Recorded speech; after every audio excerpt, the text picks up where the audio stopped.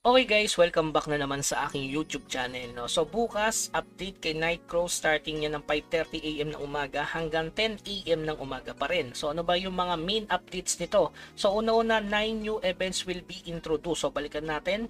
Pangalawa, class change content will commence. So ibig sabihin, kailangan nyo maghanda ng diamond kung kung magpapalit kayo ng class. Matik yan. Pangatlo, element spell added to the alchemy menu. So marami nag-ask ito kung ano to.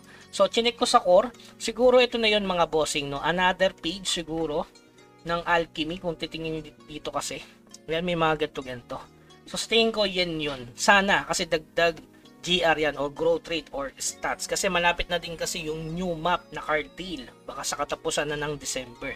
So yung pang-apat, new guild marks added. So hindi ko alam to guys. Siguro sa PvP related ata to.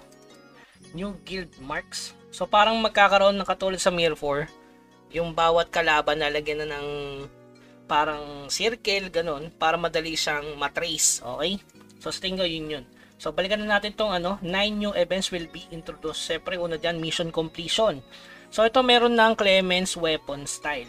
So may nag-ask regarding sa alchemy, meron pa kasing 24 or yung 31 na update. So abangan natin. So Clement's coupon, yan kailangan mo lang mag-attempt to craft. So unang-una yan.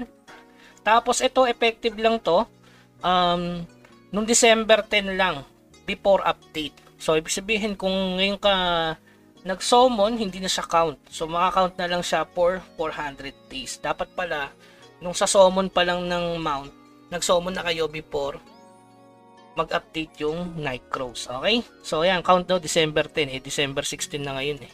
So hindi na siya makakount kung kahapon kayo or ngayon kayo mag-summon.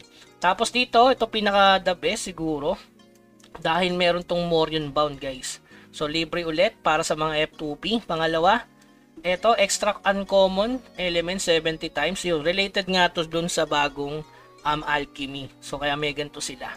Which is solid yan guys kasi kung maganda yung stats nun, maraming mapapabili dito sa element.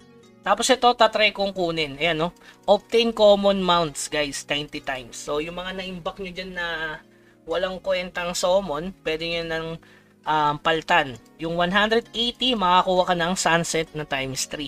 Tapos, halimbawa, yung sa event, sa snow, di ba meron tong splendid. Kung hindi nyo pa nasa-summon, pasok dito yun, guys. Kunin nyo to, epic mount to, solid yan guys. Tapos itabi nyo. Kapag may event ulit na ganito, saka nyo ito buksan.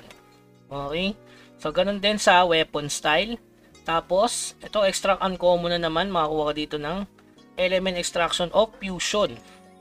Tapos yung huli, Nightcrow gear ulit. So, parang lagi merong Nightcrow gear silang nilalagay dito. Siguro nirarush na talaga yung progress nyo. Okay? So, susunod dyan, check-in event. Siyempre, ito, mga summon. May related summon naman para dun sa event. So, kahit wala kang ipon, mapupuno mo yung 180. Siguro yung rare lang medyo hirap. Tapos syempre dungeon event. Ito forest training. Ayan, pwede na kayong mag-boost ng alt. Kasi yung sun ko na ngayon is times 2 guys.